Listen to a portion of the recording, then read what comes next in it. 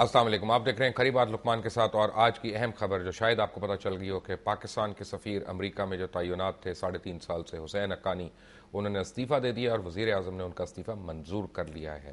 غالباً if my memory serves me right کہ دنیا کی تاریخ میں پہلی باری ایسا واقعہ ہوا ہے کہ کسی ایک سفیر کو اپنی ہی حکومت کے خلاف ایک میمو لکھنے کے اوپر یا اللیجڈلی اس میمو کو لکھنے کے اوپر یعنی استعفیٰ دینا پڑا اور پھر ان کی برطرفی عمل میں آئی.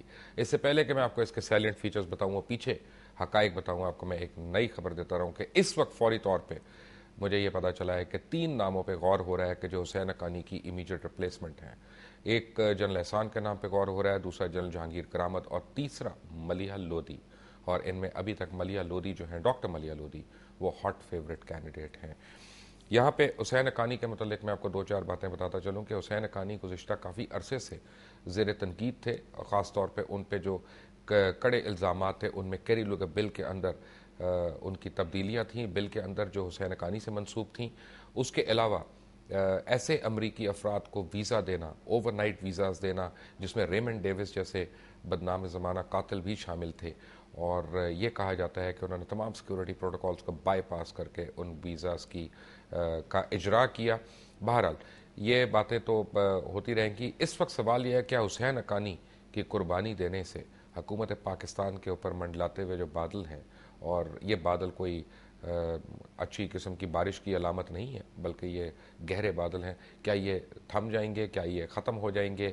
کیا اس قربانی کی وجہ سے باقی اثرات ختم ہو جائیں گے؟ تو ایسا بالکل نہیں ہے. اور سب سے امپورٹنٹ بات یہ ہے کہ واٹ نیکسٹ. ابھی تو اس کھیل کے اندر باقی کرداروں کے نام اور ان کے رول ایک ایک کر کے سامنے آنے ہیں. ایسا کیا ہوا کہ حسین حقانی جو آخری وقت تک بضد تھے کہ انہوں نے اس میمو کو نہیں لکھا، ان کو استعفیٰ دینا پڑا؟ اور ایسا کیا تھا کہ ان کو خود تعینات کرنے والی اور ڈیفینڈ کرنے والی حکومت کو ان کا استعفیٰ قبول کرنا پڑا، حالانکہ ہر شخص منصور اعجاز اور فائنینشیل ٹائمز کی اس سٹوری کو ڈس اون کرتا رہا؟ وہ کون سے حقائق ہیں جس نے پاکستان کو انٹرنیشنل کمیونٹی کے آگے یعنی بالکل اس کی آنکھیں نیچے کر دی ہیں شرم سے؟ اور سب سے امپورٹنٹ بات یہ ہے کہ اگر آپ اس میمو کو پڑھیں اور آپ دیکھیں، جو کہ مختلف اخبارات کی بھی زینت بن چکا ہے، دنیا نیوز کی ویب سائٹ پہ آپ دیکھ سکتے ہیں اس کو، تو آپ کو یہ پتہ چلے گا کہ اس میمو کے ہر پیراگراف کے اندر ہر وہ چارج ہے جو گزشتہ کچھ سالوں سے امریکن گورنمنٹ اور امریکی تھنک ٹینک جو ہے وہ پاکستانی افواج کے اوپر اور ISI کے اوپر لگاتا آ رہا ہے. اور ایک عام تاثر یہ بھی ہے کہ یہ دراصل میمو سازش جو ہے CIA کی تیار کردہ سازش ہے، جس میں منصور اعجاز ایک کلیدی کردار تھے اور حسین حقانی اس کا شکار ہو گئے اور حکومت پاکستان اس کے آگے شرمندہ ہو گئی. حقائق کیا ہے یہ بتانے کے لیے ہمارے ساتھ اس وقت موجود ہے دنیا نیوز کے سمیع ابراہیم، کسی تعارف کے محتاج نہیں، دنیا نیوز کے سلمان غنی، بہت سینئر اور سیزن رپورٹر ہیں اور اینالسٹ ہیں، اور سلیم بخاری کسی تعارف کے محتاج نہیں، ڈیلی نیشن کے ایڈیٹر ہیں. اور ہمارے ساتھ اسلام آباد میں ہمیں جوائن کر رہے ہیں پاکستان پیپلز پارٹی کے سینئر رہنما اور former information and broadcasting minister Qamar Zaman Kaira صاحب. قائرہ صاحب السلام علیکم. قائرہ صاحب سے رابطہ کر رہے ہیں. سب سے پہلے سلیم بخاری صاحب، ویری کوئکلی، کیا حسین حقانی کی قربانی سے معاملات ختم ہو جائیں گے؟ بالکل نہیں. یہ میرے خیال سے نقطہ آغاز ہے اس سارے ایپیسوڈ کا جو کچھ ہوا ماضی میں، اس کا نتیجہ ہے. میں تھوڑی سی توجہ اگر آپ اجازت دیں مجھے. یہ کیمپین شروع ہوئی تھی جب 2 مئی میں ایبٹ آباد کا واقعہ ہوا تھا، اور اس سے پہلے ریمنڈ ڈیوس کا واقعہ جو ہوا تھا. تب سے ہی پینٹاگون اور CIA نے پاکستان آرمی کو ٹارگٹ کیا ہوا ہے. ایک کے بعد دوسرے جرنلسٹ کے بیان اٹھا کے آپ دیکھ لیجئے. پورا امریکن میڈیا، الیکٹرانک اور پرنٹ میڈیا جو ہے، پوری ایک کیمپین تھی پاکستان آرمی کو ملائن کرنے کے لیے. اور اس کی وجوہات صرف یہ تھی کہ اب ایسی نوبت آ گئی تھی کہ پاکستان آرمی نے یہ سوچا کہ امریکہ کے ساتھ اس وار میں آنکھیں بند کر کے آگے بڑھتے رہنے سے پاکستان کے اپنے مفادات جو ہیں ان کو شدید خطرات لاحق ہیں، جس کا اظہار ہوتا رہا ہے پریس میں. اب مشکل یہ ہے کہ کیری لوگر بل سے شروع ہونے والی بات، جہاں پہلی دفعہ حسین حقانی کا نام آیا، کہ انہوں نے نہ صرف یہ کہ اس کو مینیپولیٹ کیا تھا بلکہ ایک باقاعدہ ڈرافٹڈ پروپوزلز دی تھی ان کو کہ وہ شامل کر لی جائیں، جس میں یہاں تک تھا وہ بشیر صاحب کہ پاکستان میں بریگیڈیئر سے اوپر لیول کی کوئی پوسٹنگ ہو، کوئی ٹرانسفر ہو، کوئی پروموشن ہو، اس کو پہلے ویٹ کرایا جائے گا واشنگٹن سے. یہ دنیا کی کسی بنانا ریپبلک میں بھی نہیں ہوتا. اس وقت بھی پاکستان آرمی نے اس کو ریزسٹ کیا تھا. اس کے بعد بڑی صحیح طریقے سے ریزسٹ کیا. ریمنڈ ڈیوڈس کی ریلیز کے بارے میں اب کوئی ابہام نہیں ہے کہ کس نے اس ریلیز کی اجازت دی تھی جس میں پاکستان آرمی کا بظاہر کوئی رول نظر نہیں آتا.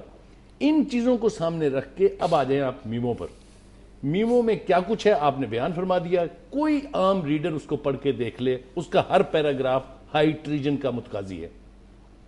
یہ ایک کریکٹر ہیں اس کے, منصور اجاز دوسرے کریکٹر ہیں اس کے.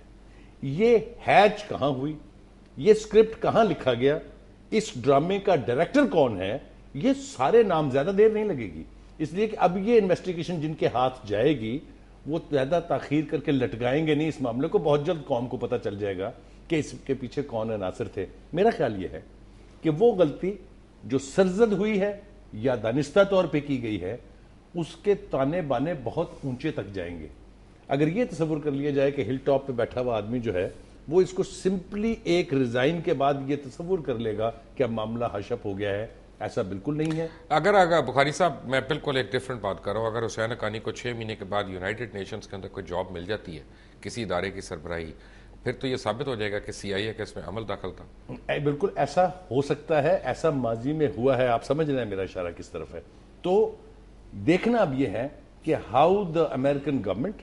دیکھیے Mike Mullen is not an innocent school teacher جس کو ایک خط ملا اس نے پڑھ کے ایک طرف رکھ دیا. ایسا نہیں ہوتا, آپ کو پتا ہے. مائک مولن تک کسی کاغذ کے ٹکڑے کا پہنچنا ایک پروسیس کا نام ہے. اس کو باقاعدہ اسیس کیا گیا اور ان کو پڑھنے کی ضرورت شاید اس لیے بھی نہیں تھی کہ خود انہوں نے تو اس کو ڈرافٹ کیا تھا. میرے خیال سے یہ سکرپٹ جو ہے یہ CIA اور پینٹاگون نے جوائنٹلی لکھا ہے. سلمان غنی صاحب, کل منصور اجاز نے ایک ٹیلی ویژن انٹرویو میں کہا کہ اس میمو کے پیچھے خود آصف علی زرداری صاحب موجود ہیں. منصور اجاز کو یہ کس طرح شبہ ہوا, کیونکہ 2 دن پہلے وہ اس بات کا ڈینائل میں تھا اور کل اس نے یہ بات کی. خود اس کا اپنا کیریکٹر جو ہے وہ کافی اس پہ کوشچن مارکس ہے. دیکھیں مبشر صاحب, منصور اجاز تو جائیں بھاڑ میں. بات یہ ہے کہ اس وقت امپورٹنٹ بات یہ ہے کہ جو بخاری صاحب بات کر رہے ہیں کہ یہ تانے بانے کہاں پر بنے گئے, کہ یہ بات چل نکلی تو اب یہ باغبان تک جائے گی. دیکھیں ایک متنازع کریکٹر تھا حسین حقانی. ماضی میں سیاسی سطح پہ بھی لوگوں نے دیکھا کہ نواز شریف صاحب کے ساتھ تھے تو بے نظیر صاحبہ کے حوالے سے جو کچھ کرتے رہے, اور بے نظیر صاحبہ کے حوالے سے تو نواز شریف کے خلاف حدوں کو پار کر گئے, اور پھر دونوں کے ساتھ میں کہ غلام اسحاق خان کے خلاف بھی پار کر گئے. بات یہ کہ ایک متنازع شخص کو جس کی اصل طاقت امریکنوں سے تعلقات تھے, وہ بوسٹن یونیورسٹی میں لیکچر کیا دیتا تھا کہ انتہا پسند پاکستانی فوج کا اسٹریٹجک ایسٹ ہے. یہ طاقت تھی اس کی, کس نے اسے لگایا تھا. اور بات یہ سلسلہ 2 مئی سے شروع ہوا کہ 2 مئی کو پاکستان کی سرحدوں کی خلاف ورزی کرتے ہوئے ہماری قومی خود مختاری کو چیلنج کیا گیا. نیکسٹ ڈے 3 مئی کو پاکستان کے تمام چینلز نے سب سے پہلی کیا خبر چلائی, ایک آرٹیکل صدر زرداری کا جس میں خراج تحسین پیش کیا گیا امریکنز کو. اس کے بعد آپ کے چیف ایگزیکٹو پرائم منسٹر صاحب وہ بھی سیلوٹ کرتے نظر آ رہے تھے. اور بہرحال اچھا ہوا کہ ایک APC ہوئی, سب لوگ بچ گئے. بات یہ کہ منصور اجاز کون ہے, کیا ہے, مقاصد کیا تھے, یہ معاملہ صرف یہاں رکنا نہیں, یہ استعفے سے معاملہ ختم نہیں ہوا, شروع ہوا ہے. اور یہ تحقیقات ہونی چاہیے کون لوگ ہیں جو پاکستان کے قومی ادارے پر اثر انداز ہونا چاہتے ہیں وایا امریکنز پاکستان کے کبھی دوست نہیں رہے. ان کا اپنا ایک ایجنڈا ہوتا ہے, وہ بش ہوں, کلنٹن ہو یا اوباما ہو. ان کو بلیم کرنے کی ضرورت نہیں ہے, ہمیں خود اپنا دوست ہونا چاہیے نا, جو کہ ہم نہیں ہیں. یہی بات میں کہہ رہا ہوں کہ وہ ان کا اپنا ایک ایجنڈا ہے کہ اوباما ہو, کلنٹن ہو یا بش ہو, ان کا ایک ایجنڈا ہوتا ہے. پاکستان کا ایجنڈا کیا ہے؟ دیکھیں بات یہ ہے کہ ابھی انہوں نے ریمنڈ ڈیوس کی بات کی, اس سے پہلے آ جائیں جب بمبے بلاسٹ ہوئے کون 3-4 لوگ تھے جنہوں نے کہا تھا کہ اجمل قصاب کو ان کے سپرد کر دیں, نہیں DGI کو وہاں بھیج دیں. جی.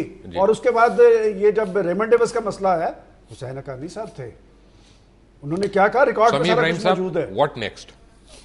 دیکھیں یہ بات جو سازش کی ہو رہی ہے نا, میں اس پہ یہ کہنا چاہوں گا کہ ایک تو اس کا اینگل یہ ہے کہ اس میں پاکستان کی سول اور ملٹری لیڈرشپ کے تعلقات کا مسئلہ ہے, لیکن میرا خیال یہ ہے کہ جو زیادہ امپورٹنٹ اینگل ہے وہ ہے جو آپ نے اپنے ابتدا میں کہا کہ ایک یہ انٹرنیشنل کنسپریسی. آپ دیکھیں اس وقت اسلام آباد پہ پریشر ہے, مختلف چیزیں افغانستان کے حوالے سے امریکہ چاہتا ہے, تو جو چارج شیٹ جیسے آپ نے کہا جو دی گئی ہے اس میمو میں, وہ کیا ہے؟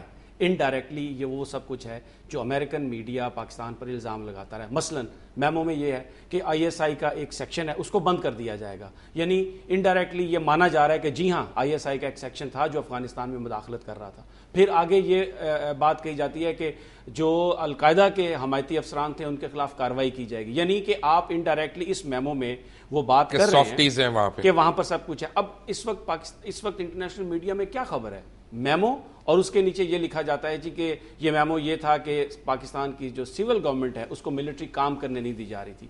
तो मैं ये समझता हूं कि ये जो सारी साजिश थी इस पे अगर आप ये देखें कि ये जरदारी साहब या हकानी साहब या सिविल, वो एक एंगल जरूर है, लेकिन बड़ी बात जो है वो इंटरनेशनल है। हालांकि मुझे कहा जा रहा है कि ब्रेक लेनी है, लेकिन बुखारी साहब एक बड़ा अहम सवाल है कि अगर तो हुकूमत पाकिस्तान इस पूरे केस में मासूम है और वाकई एक बड़ी घिनौनी साजिश हुई है, तो इस्तीफा मंजूर करना एक तरफ, फाइनेंशियल टाइम्स को किसी ने चैलेंज नहीं किया, कुछ नहीं किया, उसके खिलाफ एक इंटरनेशनली प्रेस कॉन्फ्रेंस भी नहीं हो सकी, लेट अलोन मुकदमा होता।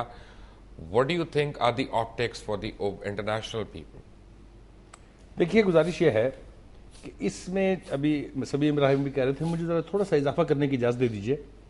असल बात जो उस मेमो में है वो हम सब की नजर से पता नहीं क्यों ओझल है, वो है पाकिस्तान के न्यूक्लियर प्रोग्राम को मॉनिटर करने का एक मैकेनिज्म, जिसकी बात आज से नहीं हो रही।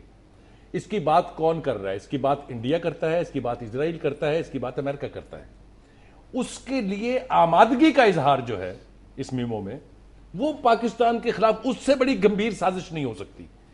ये पाकिस्तान के एटॉमिक एसेट्स जो है ये किस किस के दिल में खटकते हैं, कौन कौन इसका दुश्मन है, किसी से ढकी नहीं। इसमें एक और चीज हो गई है कि अपना बुखारी साहब मदद के साथ कि जब से हमने MFN स्टेटस दिया इंडिया को, हर सतह पे हमने कश्मीर के लिए आवाज उठाना भी बंद कर दिया। ये दोनों इश्यूज पे हमने कॉम्प्रोमाइज किया हुआ है।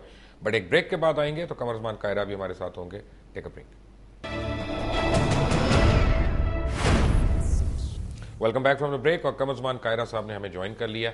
और कायरा साहब के मतलब मैं एक बात आपको बताता चलूं कि जब ये इंफॉर्मेशन एंड ब्रॉडकास्टिंग मिनिस्टर थे तो कभी भी इवन एज अ मिनिस्टर इन्होंने हकायक को हमसे कभी छुपाया नहीं है, बल्कि हमेशा गाइड किया, एंगल नहीं दिया, and we are grateful for that. Kiara साहब, मुझे सिर्फ ये बताइए कि आज जो हुआ इसमें अब तो ये लग रहा है कि खुद हुकूमत और हुकूमत के अहम अरकान जो हैं इस कॉन्स्पिरेसी का हिस्सा बनते जा रहे हैं, क्योंकि वरना हुसैन हक्कानी का इस्तीफा क्यों मंजूर किया जाता, फाइनेंशियल टाइम्स को सू क्यों नहीं किया जाता, और सबसे बढ़कर ये कि फिर उसके साथ खड़ा क्यों नहीं हुआ गया, फिर उस शख्स को बीच चौक पे क्यों छोड़ दिया? बहुत शुक्रिया। मैं एक गुजारिश करूं जी, इस मामला में जब से ये शुरू हुआ पहले दिन से हमारा यही मौक़िफ़ था।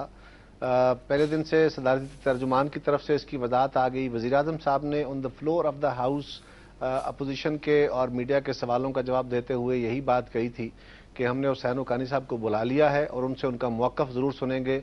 अगर कोई बंदा गिल्टी भी हो तो even then in the sake for the sake of justice उससे उसका मौक़िफ़ सुनना ज़रूरी होता है। ये बात तो बिल्कुल क्लियर नहीं थी कि हुसैन हक्कानी साहब ने इसको मुकम्मल तौर पर डिनाई किया। आपके टॉक शोज़ में भी उन्होंने अपनी साउंड बाइट में बाकायदा उन्होंने सारी चीज़ें रिकॉर्ड कराई। आप आज भी मैंने भी आपकी मीडिया के टिकर्स देखे हैं। अभी इसके बारे में कोई सर्टेनिटी से मैं कंफर्म नहीं कर सकता कि इस्तीफा हो गया या हो रहा है या उस पर क्या सूरत हाल है। जो भी सूरत हाल होगी वो गवर्नमेंट की तरफ से वज़ीर आज़म साहब के जो तर्जमान है, कायरा साहब आप ऐसा करें कि हमारी खबरों पे यकीन ना करें, हो सकता है हमारी खबरें गलत हों, सरकारी टीवी भी यही खबर चला रहा है, आप बताएं। नहीं, मैं इससे इनकार नहीं कर रहा जी, मैं आपकी खबर को तरदीद नहीं कर रहा, मैं सिर्फ ये कह रहा हूं क्योंकि मुझे कंफर्मेशन मैं उस वक्त समझता हूं जब उसकी वजाहत कर दी जाए। और अब अगर ये इस्तीफा अगर हो गया है तो इस इस्तीफे को कबूल क्यों किया गया? अगर एक बहुत बड़ी कंट्रोवर्सी मुल्क के अंदर चल गई और हुसैन हक्कानी साहब का मौक़िफ़ क्या है, अब मीडिया के अंदर आपके सामने बात आ जाएगी। लेकिन उनकी बेगम साहबा ने कल बाकायदा मीडिया से बात करते हुए ये बात कही कि हम फोरेंसिक जो है इंक्वायरी के लिए भी तैयार हैं और हम सूख करेंगे। मैं समझता हूं कि उनकी तरफ से जिनका नाम इसमें आया है, गवर्नमेंट ऑफ पाकिस्तान को यकीनन इस पर तहफ़्फ़ुज़ात होने चाहिए और गवर्नमेंट भी इसके बारे में कॉग्निजेंट है। लेकिन हुसैन हक्कानी साहब का नाम लिया गया और अगर उनका नाम गलत तरीके से लिया गया है तो उनके फैमिली की तरफ से अभी तक ये बात आई है। यकीनन हुसैन हक्कानी साहब आपके साथ या बाकी मीडिया के साथ गुफ्तगू करके अपनी पोजीशन को जरूर वाज़ेह करें। I hope so. मैं आपको बताऊं कि प्रॉब्लम इसमें कायरा साहब एक बड़ी छोटी सी है کہ فرح ناز اصفہانی صاحبہ نے جو گفتگو کی ہے وہ بحیثیت ایک بیگم کے کی ہے, ایک بیوی کی حیثیت سے کی ہے. حسین حقانی صاحب پہ جو چارج لگا ہے وہ بحیثیت ایمبیسڈر آف پاکستان لگا ہے. تو اس کا جواب فرح ناز سے نہیں, آپ سے یا حکومت کے اراکین سے چاہیے. جی مبشر صاحب, بلا شبہ میں نے عرض کیا نا کہ ان کا, کیونکہ اگر وہ ہائر لیول پہ ان کو بلا کے ان سے بات کی گئی ہے, ان کا موقف سنا گیا ہے, تو جب ہمیں گورنمنٹ کی طرف سے اس موقف کی وضاحت ہو جائے گی, کیونکہ I was not part of that meeting, تو مجھے اس کی ڈیٹیلز کا نہیں پتا, اس کے بارے میں جو بات بھی کروں گا ازمپٹیو کروں گا. اس لیے میں نے کہا کہ حسین حقانی صاحب بھی انشاءاللہ اگلے دنوں میں میڈیا کے ساتھ بات کر کے اپنی پوزیشن ضرور واضح کریں گے, لیکن فی الحال ان کی فیملی کی طرف سے اس کی وضاحت آئی ہے. آف کورس حسین حقانی صاحب بھی اپنی پوزیشن ضرور واضح کریں گے, لیکن کنٹروورسی کو ختم کرنے کے لیے اگر وہ انہوں نے اپنا استعفیٰ ٹینڈر کیا ہے اور وہ ایکسیپٹ کر لیا گیا ہے, تو میں سمجھتا ہوں اس وقت ملک کے حالات ایسے ہیں کہ اس میں اگر انہوں نے ایک بہتر قدم اٹھایا ہے, استعفیٰ دے دیا ہے, اور وہ اگر ایکسیپٹ کر لیا گیا ہے, تو پھر اس معاملے کو اب حسین حقانی صاحب کی وضاحت پہ اور ان کی طرف سے لیگل ایکشن پہ تھوڑا سا ٹائم دینا چاہیے. ابھی ہم جتنی گفتگو کریں گے وہ ساری ازمپٹیو ہوگی, اور ازمپٹیو گفتگو سے بعض اوقات ابہام زیادہ بڑھتے ہیں, کم نہیں ہوتے. رائٹ, مجھے پتا کیا لگ رہا ہے, آپ کچھ بات کہنا چاہ رہے ہیں؟ میں بہت شدت سے ایک بات کہنا چاہ رہا ہوں. قاہرہ صاحب کا جو آپ نے تذکرہ فرمایا شروع میں, جو ان کی تعریف کی, میں اس میں بالکل آپ کے ساتھ ہوں. سادہ آدمی ہے, اس لیے سادہ لوہی کی بات کرتے ہیں. کیا ہوا ہے کیا نہیں ہوا ہے یہ سب کچھ اس وقت حکومت وقت کے ہر اہم فرد کو معلوم ہے. جو لندن سے 4 گھنٹے کی بریفنگ کے بعد واپس آئے تھے احمد شجاع پاشا, انہوں نے تفصیل کے ساتھ سب کو بتا دیا ہے, تبھی یہ اقدام ہوئے ہیں, ورنہ حسین حقانی صاحب نہ استعفیٰ دینے کے لیے تیار تھے, نہ واپس آنے کے لیے تیار تھے. استعمال کیا ہے, شجاع پاشا صاحب کو بریفنگ نہیں ملی, شجاع پاشا صاحب نے ڈی بریف کیا ہے اس کو. شجاع پاشا اس میں ایک اضافہ کر لیں مبشر صاحب, ایک بات جو بار بار استعفے والی ہے, میری انفارمیشن کے مطابق انہیں 3 دن پہلے سیک کیا جا چکا ہے, اور مجھے اور خدشہ ہے, چونکہ میں ان کی ہسٹری جتنی جانتا ہوں, چونکہ ان کا میں سیاسی رول بھی جانتا ہوں, وہ کہیں وعدہ معاف گواہ نہ بن جائیں. جو صورتحال بنتی نظر آ رہی ہے کہ وہ کہیں وعدہ معاف گواہ نہ بن جائیں کہ میں نے کس کے کہنے پہ یہ سارا کچھ کیا تھا. میرا خیال ہے کہ ہم ایک ایشو کو ذرا سا مکس اپ کر رہے ہیں. سمیع ابراہیم صاحب, آپ سے میں پوچھنا چاہتا ہوں, دیکھیں حسین حقانی کے اوپر زیادہ ڈسکشن کرنا میرا نہیں خیال کہ وہ فائدہ مند ہے اس وقت, کیونکہ انہوں نے ریزائن کر دیا, گورنمنٹ نے ریزگنیشن ایکسیپٹ کر لیا, وہ جو بھی ہونا ہے وہ تو خیر اگلے 1-2 دن میں جیسے قاہرہ صاحب نے کہا حقائق آ جائیں گے. The important thing is what next, کیونکہ اب بات یہ ہے کہ انٹرنیشنل کمیونٹی جو ہے وہ اس سے پاکستان کے اوپر ایک بڑی تشویش سے دیکھے گی, اینڈ سڈنلی ہم امپریشن یہ دے رہے ہیں کہ وی بیکم اے روگ اسٹیٹ, وچ آئی مین ہماری آرم فورسز کے اوپر تہمت لگ رہی ہے, ہماری ایجنسیز کے اوپر تہمتیں لگ رہی ہیں, آپ کا ایٹامک جو ہے اس کو ان سیف کہا جا رہا ہے, سیف کہا جا رہا ہے, کشمیر ایشو آپ کے جو ہے بالکل ٹھنڈا پڑ چکا ہے اور بیک ڈور پہ ہو چکا ہے. حسین حقانی کی اس چیز کو کیا بطور کوئی بہانہ امریکہ کسی اور چیز کے لیے بنا سکتا ہے؟ دیکھیں 2 چیزیں ہیں, ایک تو آپ نے ڈسکس کیا یہ میمو تھا, اس کا کانٹینٹ ہے, دوسرا یہ کہ کرنے والا کون ہے. ایک کریکٹر تو ریزگنیشن دے کے چلا گیا, کچھ کرنے سے پہلے کہ یہ جاننے کے لیے اب کیا ہوگا, یہ جاننا بہت ضروری ہے کہ منصور اعجاز ہے کون. میں صرف تھوڑا سا ٹائم لوں گا آپ کو بتانے کے لیے.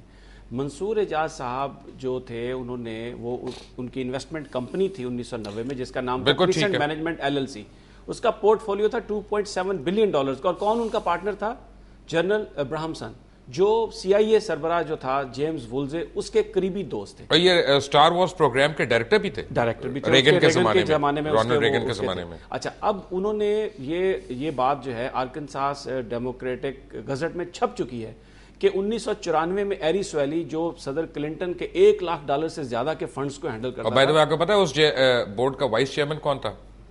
جیمز ووزلے, جو CIA کا ڈپٹی ڈائریکٹر رہ چکا ہے.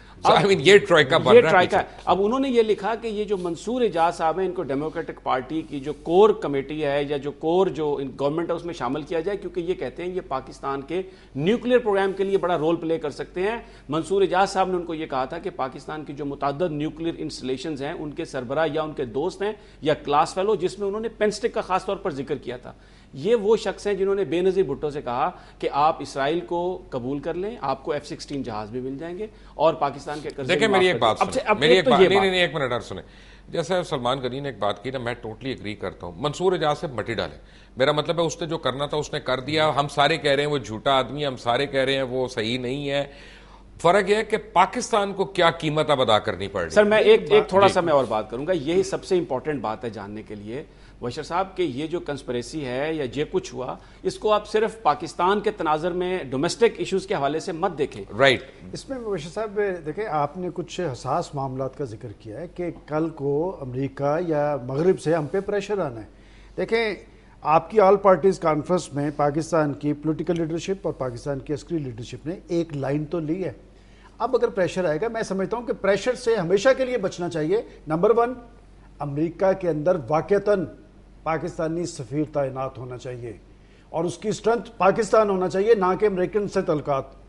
اور دوسری بات اس واقعے کی شفاف تحقیقات ضرور ہونی چاہیے تاکہ مستقبل میں. ویسے سلمان صاحب مجھے ایک بات ہے, امریکنوں سے تعلقات میں تو کوئی برائی نہیں ہے اور کوئی خرابی نہیں ہے. اگر آپ ایسے شخص کو سفیر بناتے ہیں کہ جو وہاں پہ لوگوں کو جانتا ہے اور آپ کے لیے لابنگ کر سکتا ہے تو وہ تو پازیٹیو سائیڈ ہے, نیگیٹو تو نہیں ہے. آپ دیکھیں جو بات کر رہے ہیں میں اس پہ کہ حسین حقانی صاحب کے جو میں نے بوسٹن یونیورسٹی میں لیکچرز میں ان کو نہیں سپورٹ کر رہا. نہیں میں یہی کہہ رہا ہوں. نمبر 1 تو دیکھیں نا امریکہ میں خاص طور پہ جو پاکستانی سفیر ہونا چاہیے وہ خالصتاً پاکستانی ہی ہونا چاہیے. یہ بڑا اس وقت ہمارے سفیر ایڈوانی بھی ہوتا تو اس سے نقصان نہ ہوتا. سر یہ آپ دیکھیں ہو کیا رہا ہے کہ ایک چینل پہ پینٹاگون, اسٹیٹ ڈپارٹمنٹ, امریکی ذمہ داران اور ہمارا ایک چینل حسین حقانی صاحب کو کیوں بچانے کی کوشش کر رہے تھے. میرا ذاتی خیال یہ ہے ہم تھوڑی سی غلطی, اگر آپ مجھے اس گستاخی کی اجازت دیں, وہ یہ کر رہے ہیں کہ ہم اس کو محدود کر رہے ہیں ایک ایمبیسڈر اور اس کے فیوچر سے. بے شک بالکل یہ بالکل ایسا نہیں ہے. He is one very tiny character of the whole episode. Stakes are very high. فوج آپ کی امریکہ کی خوشنودی کے لیے 3-4 کام کرنے پر آمادہ نہیں ہے. اس کا اظہار آپ کا چیف بھی کر چکا ہے. آپ کو, مجھے سلمان صاحب کو دلوں میں پتا ہے کہ وہ کیا ہے. آپ نے نیوکلیر پروگرام کی انفارمیشن کی کوئی ایکسیس ان کو نہیں دیا, اس کے باوجود کہ آپ نے انہیں منوا لیا ہے کہ دنیا میں 4 ایگزسٹنگ بیسٹ سسٹم سے بہتر سسٹم ہے پاکستان کا کمانڈ اینڈ کنٹرول اتھارٹی کا. Is that right? جی ٹھیک ٹھیک. وہاں تک رسائی ہو نہیں پائی ہے. امریکہ کے پیٹ میں یہ درد اٹھ رہا ہے. دوسرا ڈر انہیں یہ ہے کہ اگر پاکستان کی افواج اپنی مرضی سے طالبان سے نیگوشیٹ کرنے لگی, جس کے خلاف پروپیگنڈا ہو رہا ہے پوری دنیا میں, تو ان کی تو بات بن جائے گی اور ہماری تو پہلے ہی بہت بگڑ چکی ہوئی ہے اور مزید بگڑ جائے گی. وہ چاہتے ہیں ہمیں ٹریٹ کرنا لائک اے بنانا ریپبلک, ایک طفیلی ریاست کے طور پہ. اس وقت آپ کی عسکری قیادت اس کے لیے آمادہ نہیں ہے. جو سلمان غنی نے کہا تو وہ لگتا ہی ہے کہ ہم تو خود بنانا کیا, ہم تو بنانا ریپبلک بننا چاہ رہے ہیں. بٹ ایک بریک کے بعد جب آتے ہیں تو قاہرہ صاحب سے پوچھتے ہیں وہ کیا کہتے ہیں. Take a break. Welcome back from the break. اور اس سے پہلے کہ میں قاہرہ صاحب سے ایک سوال کروں, میں نے اپنے تینوں صحافی دوستوں سے ایک بڑا کوئک سوال کرنا ہے. بخاری صاحب آپ سے شروع ہوتے ہیں کہ مجھے یہ نظر آ رہا ہے, میں پچھلے 2 گھنٹے سے ٹیلی ویژن چینلز دیکھ رہا ہوں کہ میڈیا جو ہے نا وہ بھی اس میں ایک کلیدی کردار ادا کر رہا ہے. یہاں تک ہو رہا ہے کہ کہا جا رہا ہے کہ ایوان صدر میں میٹنگ ہو رہی ہے, جبکہ ایوان صدر میں میٹنگ ہو ہی نہیں رہی. اب میٹنگ وزیر اعظم ہاؤس میں ہو رہی ہے.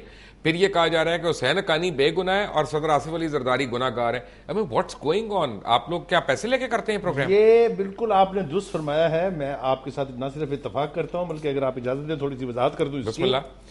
ہمارے ایسے لوگ جن کی چڑیاں یا پینٹاگون میں بیٹھی ہیں یا سی آئی اے کے ہیڈ کوارٹر میں بیٹھی ہیں یا تھوڑی دیر کے لیے اڑاری مار کے لندن میں آ جاتی ہیں, تھوڑی دیر کے لیے اڑاری مار کے لندن میں آ جاتی ہیں, یہ وہ لوگ ہیں جو اپنے آقاؤں کے انٹرسٹ سرو کر رہے ہیں. اس کے بارے میں کوئی الوژن نہیں ہونا چاہیے. پیسے لیتے ہیں.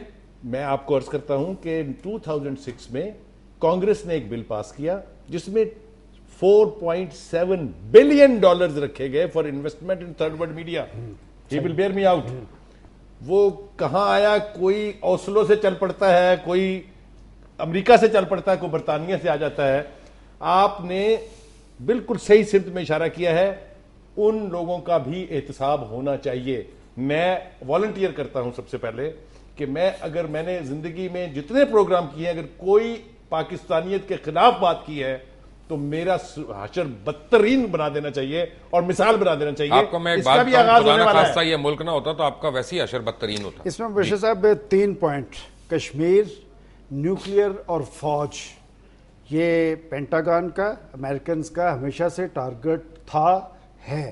اور پاکستان میں کس کا ٹارگٹ ہے جن کی آپ ایک جملہ, یہ بات ان کی بالکل درست ہے, لیکن اس میں 3 کریکٹر ہیں.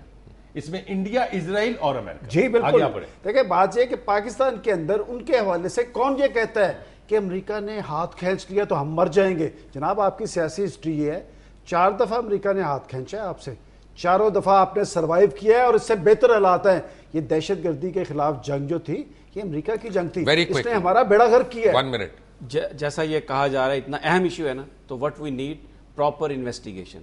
اس کو صرف ڈومیسٹک جو ہمارے ڈفرینسز ہیں اس میں نہیں الجھانا چاہیے, یہ دیکھنا چاہیے کہ کون سے باہر یہ کیوں سب کچھ کیا جا رہا ہے. خیرہ صاحب آپ اس سے ایگری کرتے ہیں کہ اس میں میڈیا کو بھی ایک سیکشن ہے جس کو کہا جا سکتا ہے کہ they have not been as responsible as they should have been.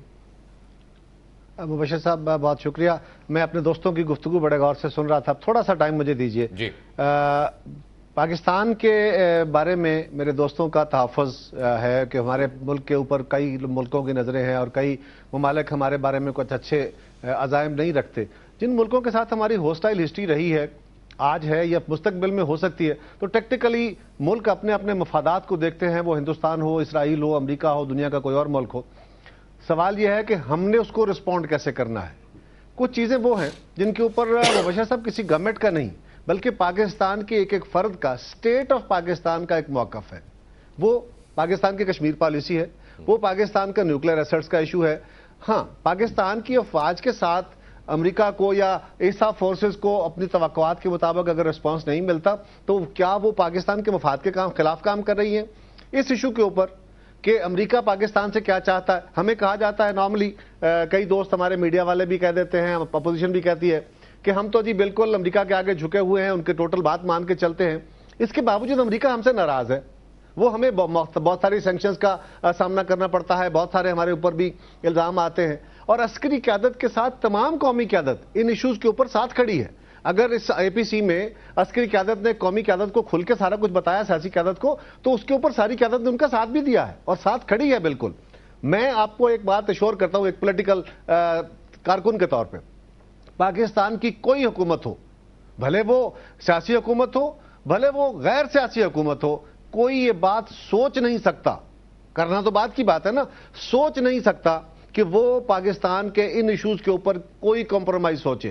اس لیے, اور میری جماعت کا اس کے بارے میں, لیکن قائرہ صاحب اس میں آپ کے معذرت کے ساتھ, قائرہ صاحب معذرت کے ساتھ اس میں آپ کے وزیر اعظم صاحب کو میں مورد الزام ٹھہراؤں گا کہ جب اے پی سی ہوئی تو انہوں نے بڑا ایک میرے نزدیک غیر ذمہ دارانہ بیان دیا, جب انہوں نے کہا کہ یہ ایسا مسئلہ ہے جس میں افواج پاکستان اور سویلین انتظام یعنی جو حکومت ہے ان کا ایک ہی موقف ہے. یعنی انہوں نے دنیا کو یہ کہنے کی کوشش کی کہ اصل میں یہاں پہ 2 یعنی حکمرانی ہے اور اس معاملے میں دونوں اکٹھے ہیں. یہ کوئی سٹیٹمنٹ ہے؟ میں اس پہ گزارش کرتا ہوں. دیکھیے, گزارش یہ ہے کہ دنیا میں وہ امریکہ ہے جو بڑی اسٹیبلش ڈیموکریسی ہے, جہاں پہ ہم کہتے ہیں انسٹیٹیوشن بڑے اسٹیبلش ہیں, اور جہاں کی پولیٹیکل لیڈرشپ کو مکمل طور پہ گرپ حاصل ہے. یہی ہمارا موقف ہے.